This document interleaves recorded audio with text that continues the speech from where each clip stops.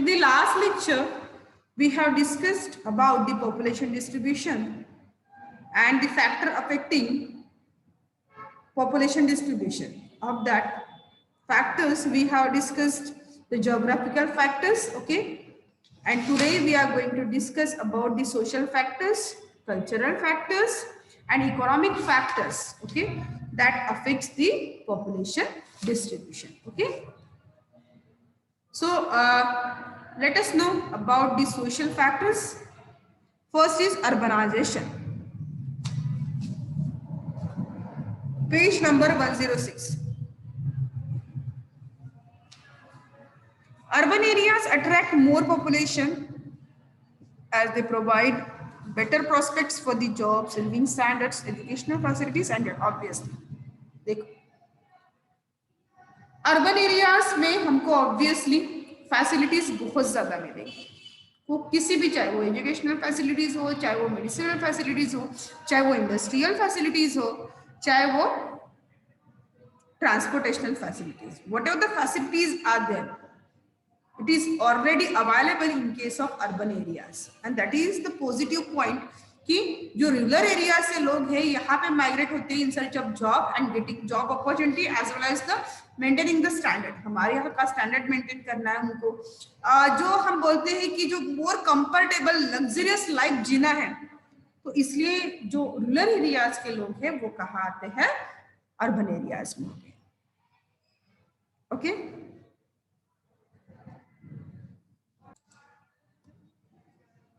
So whatever the facilities are there in case of urban areas, okay, it is the positive factors, and just because of that the urban areas attract the more population, okay, towards itself, and that's why we find a greater amount of population or most of the population in case of urban areas.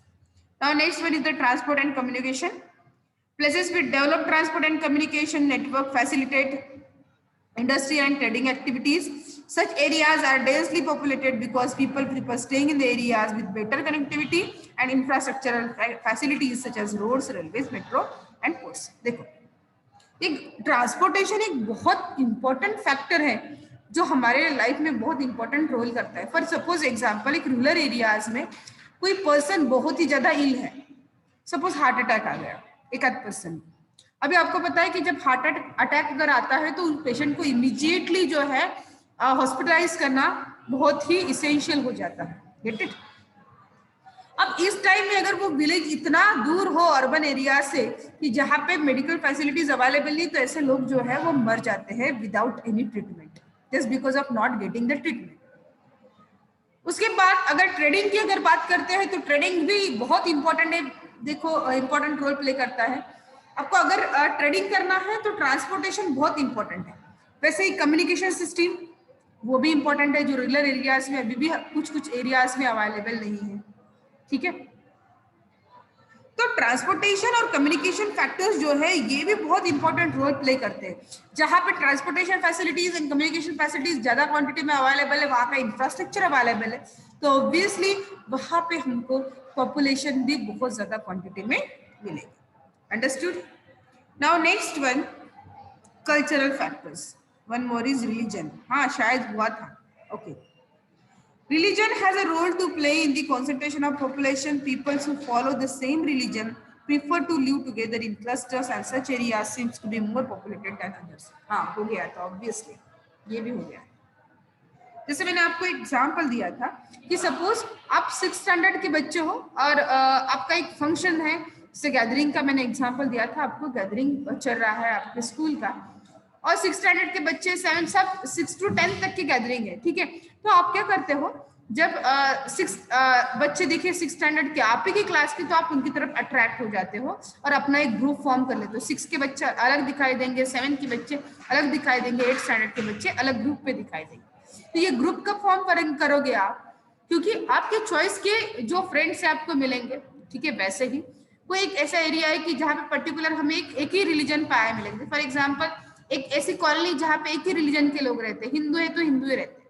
Suppose example मैं बोल रही हूँ आपको कि जहां पे एक religion है वहां पे उसी रिलीजन के लोग क्या होते हैं, अट्रैक्ट होते हैं, और पर्टिकुलरली एक एरिया जो है वो एक ही रिलीजन से भर जाता है, तो आप ऑटोमेटिकली वहां पे पॉपुलेशन डेंसिटी बढ़ती है।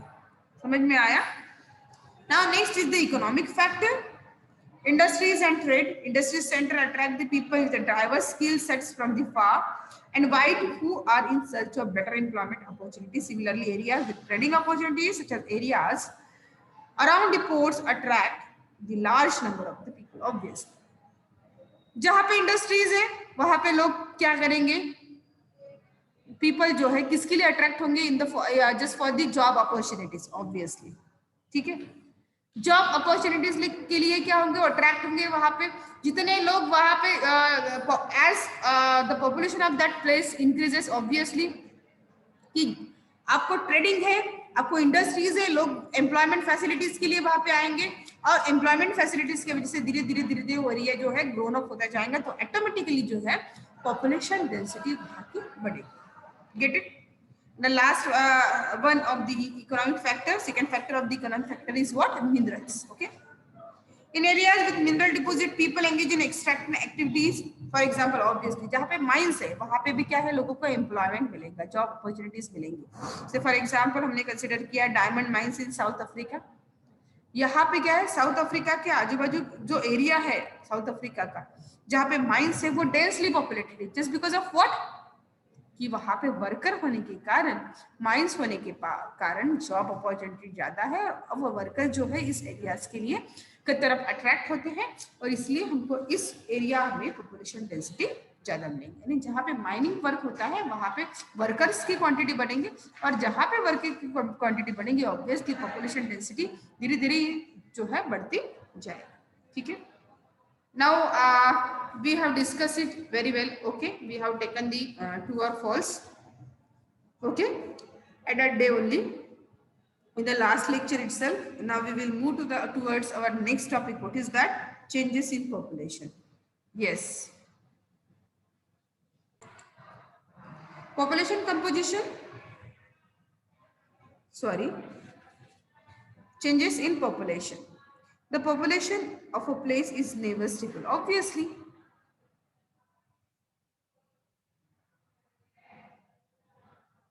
Okay, the population of a place is never stable.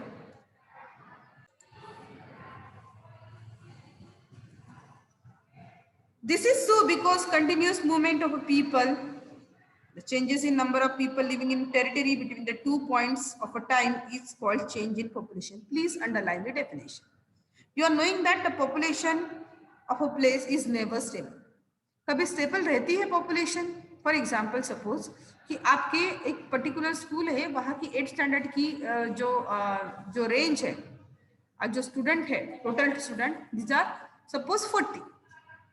लेकिन ये जरूरी नहीं है कि 9th स्टैंडर्ड में 40 होंगे, 10th स्टैंडर्ड में 40 होंगे, जरूरी नहीं है. हाँ, सेक्शंस अगर होते हैं तो उसके लिए रिक्वायरमेंट है. लेकिन अगर एक स्कूल में अगर सेक्शंस नहीं है, जैसे हमारे स्कूल सेक्शंस है क्या, मॉर्निंग और आफ्टरनून बैच है, इसलिए हमारे यहाँ सेक्शंस नहीं है. ठीक है, तो वहां पे आपको क्या मिलेगा कि चलो ठीक है, लेकिन मॉर्निंग के 8th स्टैंडर्ड और आफ्टरनून के 8th स्टैंडर्ड की जो स्टूडेंट है वो आपको सेम मिलेंगे क्या? नहीं मिलेंगे, ऑब्वियसली नहीं मिलेंगे. ठीक है ना. तो वैसे ही हमारे रीजन में पॉपुलेशन डेंसिटी कहीं पे ज्यादा है, कहीं पे कम है. For example if we consider polar region, Rajasthan desert region, वहां पे पॉपुलेशन डेंसिटी कम मिलेंगी. क्यों? क्योंकि वहां पे सर्वाइवल के लिए जो कंडीशंस होती है वो सुटेबल नहीं है. लेकिन if we will consider plain region, वहां पे हमको पॉपुलेशन डेंसिटी ज्यादा मिलेगी.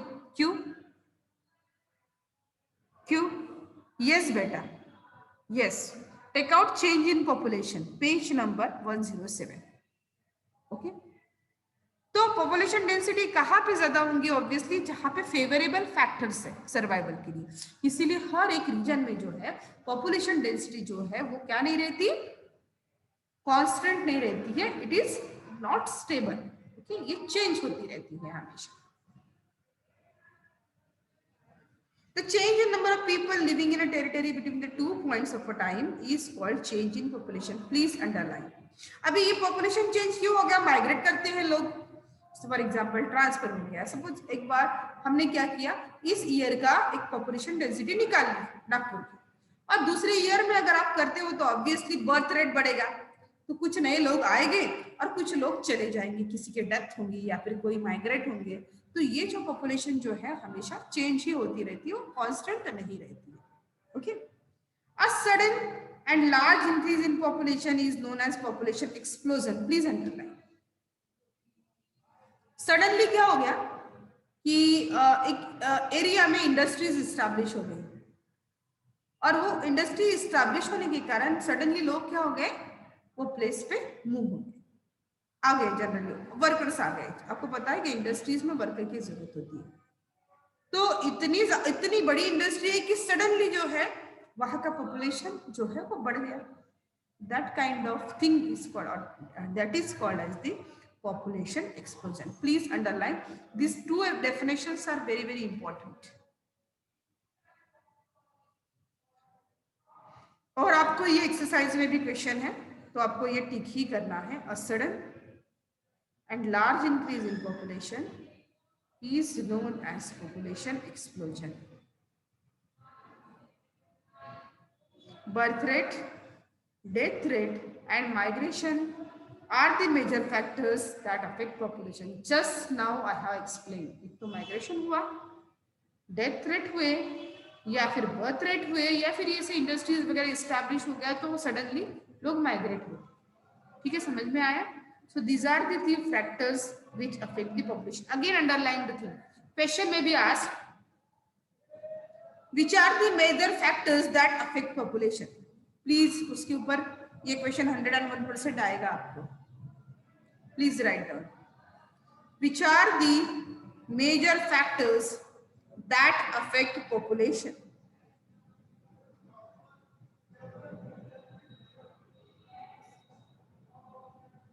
Which are the major factors that affect population? Okay, is known as, sorry, these are the factors that affect the population. Get it? What are they? Birth rate, death rate and migration. Okay. Now let us discuss what is mean by birth rate, what is mean by death rate. Okay, birth rate क्या बोलेंगे? It's also important. इस lesson के सारी definitions बहुत important है. Please keep this thing in your mind. Whatever the definitions are there in this topic, they are very important. Side by side, you have to underline it and you have to write down it in the copy itself. Okay. The next definition is what? Birth rate. So what is the definition? It is the number of live births per 1,000 people per year of a given area. एक area में, एक year में पर 1,000 people के क्या बोलेंगे हम, पर पीपल 1,000 पीपल के बिसाइड्स, ठीक है, कितने लोगों ने क्या किया, जन्म लिया। समझ में आया डेफिनेशन? 1,000 पीपल के पीछे कितने लोगों के बर्थ हुए एक ईयर में एक पर्टिकुलर गिवन एरिया में। सपोज फॉर एग्जांपल कि हमारा ये दीनदयाल नगर है, ठीक है, यहाँ पे पर 1,000 पीपल के पीछे इस साल कितने बच्चों का बर्थ हुआ है, कितने लोगों का बर्थ हुआ है, तो उसे बोलेंगे हम birth rate. It is the number of live births per 1,000 people per year of a given area. Please underline, it's very very important definition. Now similarly death rate, same thing will be there. So instead of birth there will be the death. समझ में आया? So what is the definition? It is the number of death that takes place per 1,000 people of a place per year. एक साल में 1,000 people के पीछे एक particular given area में कितनी डेथ हुई, उसे बोलेंगे हम death rate. Understood the topic? Please comment.